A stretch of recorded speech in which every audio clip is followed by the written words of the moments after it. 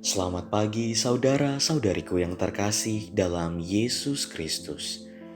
Kita berjumpa lagi dalam renungan harian Jalan Hidup Katolik, hari Sabtu, tanggal 9 April 2022, pada pekan kelima Prapaskah. Selamat mengikuti. Dari kisah Injil hari ini, nampaklah bahwa sejak dahulu manusia telah keras hati terhadap tawaran keselamatan dari Allah.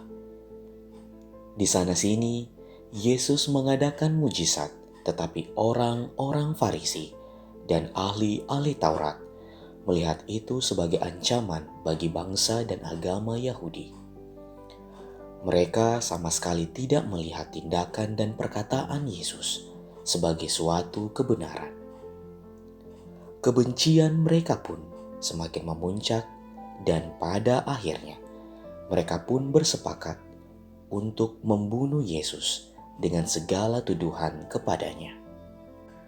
Saudara-saudari yang terkasih, kata-kata Kayafas yang berbunyi, "Lebih berguna bagimu jika satu orang mati untuk bangsa kita daripada seluruh bangsa kita binasa," menegaskan bahwa Yesus memang harus mati. Walaupun demikian, kematian Yesus bukanlah kesia-siaan belaka. Yesus sendiri menyatakan bahwa sebiji benih harus mati dan masuk ke dalam tanah untuk memunculkan kehidupan yang baru.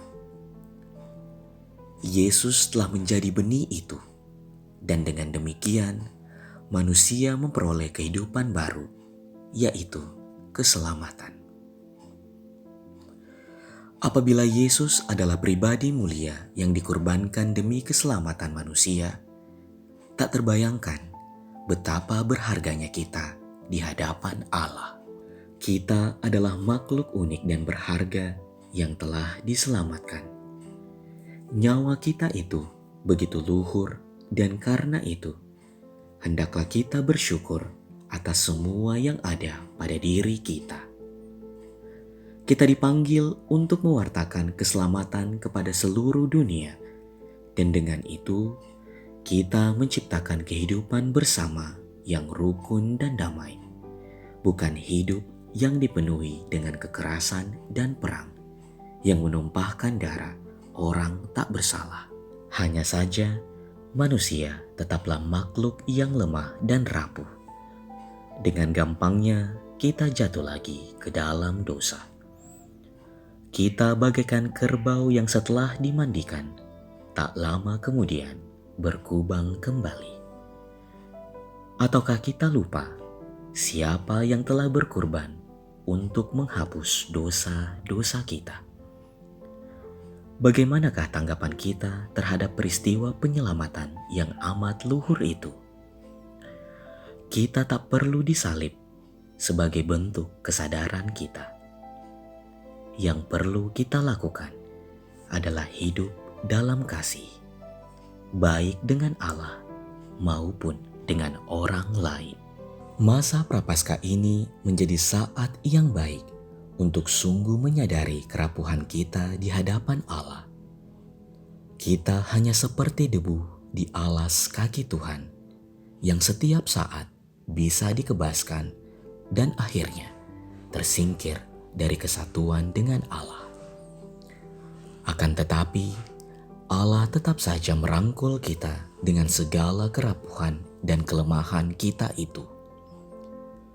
Dalam masa Prapaskah ini, kita diajak untuk sungguh-sungguh menyadari betapa besar kasih Allah kepada manusia.